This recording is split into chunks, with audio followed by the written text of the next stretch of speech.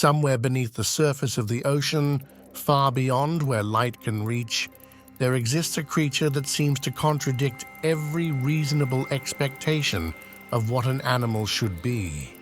It is enormous, yet it hunts in total darkness. It possesses the largest brain that has ever existed on Earth, yet spends most of its life in near silence. Its body appears unfinished, as though evolution designed half of an animal and simply stopped. The sperm whale is not simply unusual. It is a living paradox, drifting through the abyss as if the ordinary rules of biology do not apply. To observe a sperm whale is to confront something fundamentally strange. These animals do not resemble the sleek, streamlined creatures typically imagined when picturing ocean predators. There is no elegance in their proportions. Instead, there is something deeply unsettling about their shape, something that feels almost unfinished. The head alone accounts for nearly 1/3 of the animal's total length. It is a massive, block-like structure, blunt and rectangular, projecting forward like the bow of some ancient submarine. This is not a hydrodynamic design, it is heavy, awkward, and yet within that enormous skull lies the largest nose in the animal kingdom, filled with a waxy substance called spermaceti.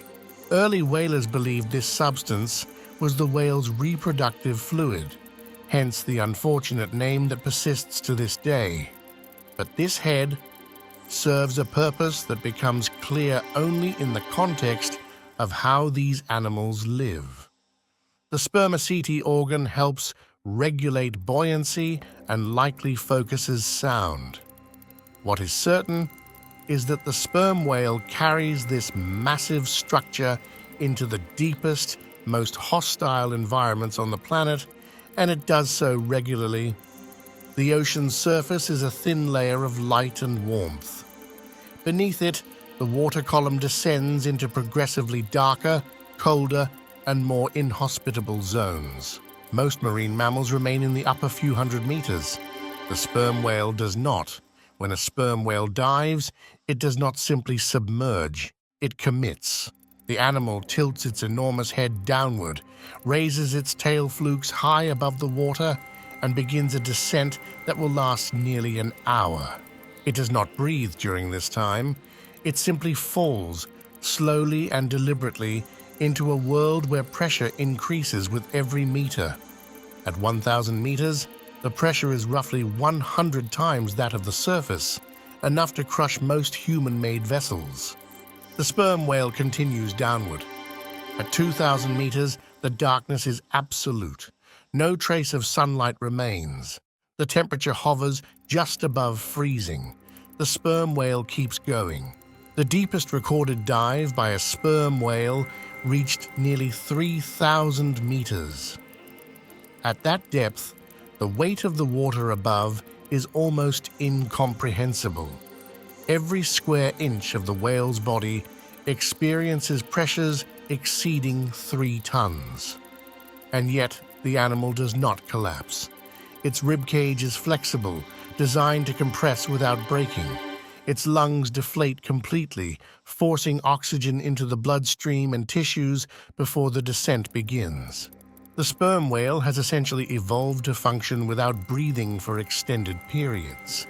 But the whale does not dive merely to test the limits of its physiology. It dives because that is where the food is.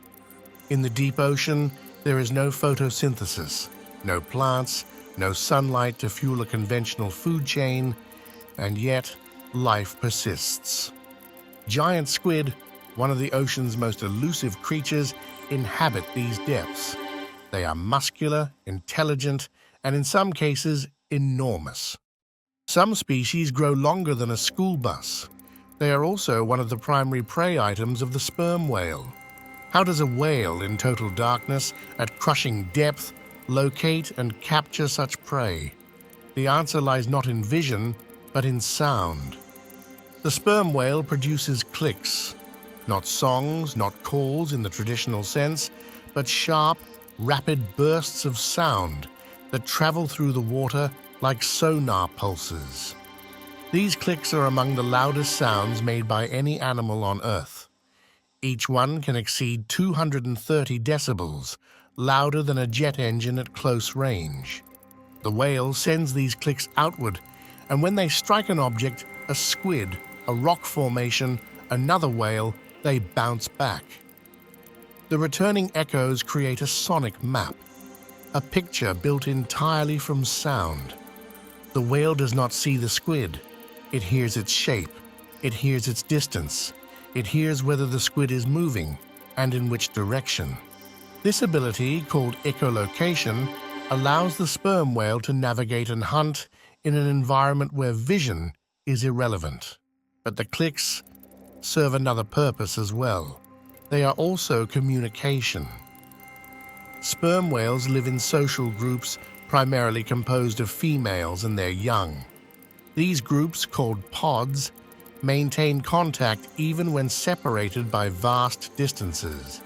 The clicks form patterns, rhythms, dialects unique to specific pods. Some researchers believe these patterns may carry information, though what kind remains uncertain. What is certain is that sound defines the sperm whale's existence.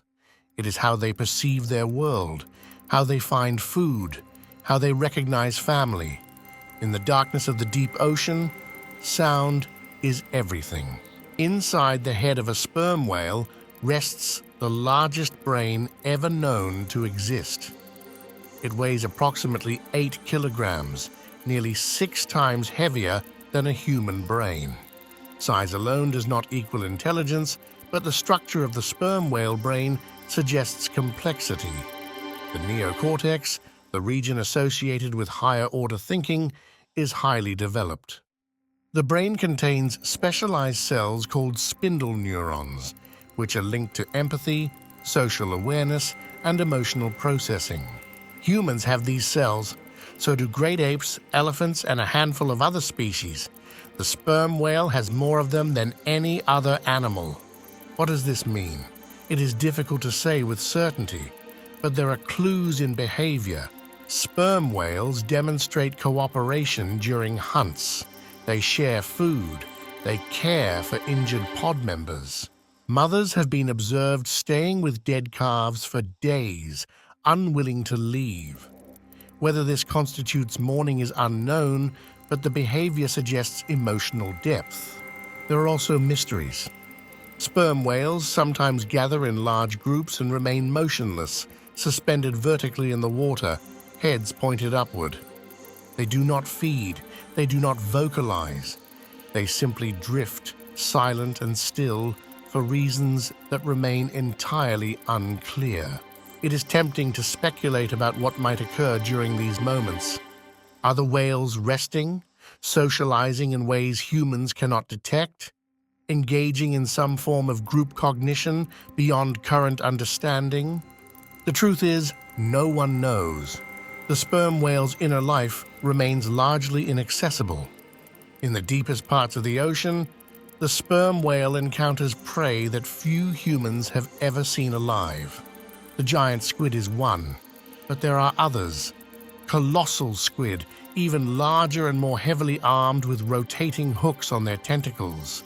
Deep-sea fish with bioluminescent lures, creatures that exist only in near-total isolation. The battles that occur at these depths leave scars. Sperm whales are frequently covered in circular marks, sucker scars from squid tentacles. Some are small, others are enormous, suggesting encounters with squid of truly massive size. The whale's skin tells a story of constant conflict, played out in the cold and the dark, far from any observer. But the sperm whale is not simply a predator. When it surfaces after a dive, it releases nutrient-rich fecal plumes that fertilize the upper layers of the ocean, supporting the growth of phytoplankton. These microscopic organisms form the base of the marine food web and produce much of the oxygen in Earth's atmosphere. The sperm whale, a creature of the abyss, contributes to life at the surface. Evolution does not design animals with intent. It does not plan. It simply selects for what works, And yet, the sperm whale appears to have been shaped by decisions that defy easy explanation. Why such a large head? Why such an extreme diving capability? Why a brain that seems almost excessive for the tasks required of it? The ancestors of sperm whales were land mammals, four-legged creatures that walked on solid ground. Over millions of years, they returned to the ocean, their bodies transforming in ways both gradual and dramatic. But the sperm whale's adaptations did not stop at simply becoming aquatic. It specialized. It committed to a niche so extreme that few other animals could compete. It became a deep ocean predator, capable of reaching depths and enduring conditions that would kill most other mammals. It developed echolocation sophisticated enough to perceive the world in 3 dimensions using sound alone. It grew a brain capable of processing vast amounts of information, of maintaining complex social bonds, of navigating a pitch-black world spanning thousands of kilometers. And in doing so, it became something unlike anything else. The ocean is vast. Most of it remains unexplored. Even now, with satellites and submersibles and decades of research, humanity knows more about the surface of the moon than the deepest parts of the sea.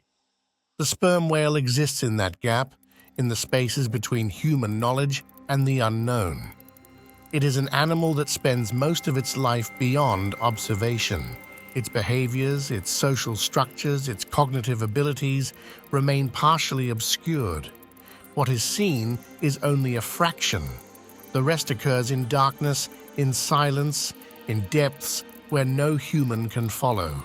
To consider the sperm whale is to confront the limits of understanding. It is a reminder that Earth still holds creatures whose lives operate on scales and in dimensions difficult to fully grasp.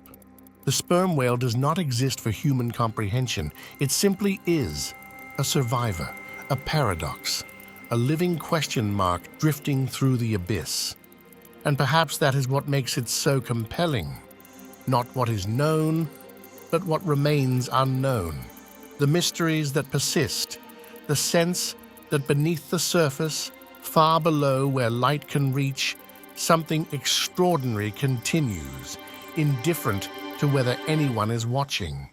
The ocean keeps its secrets, and the sperm whale, more than most, remains one of them.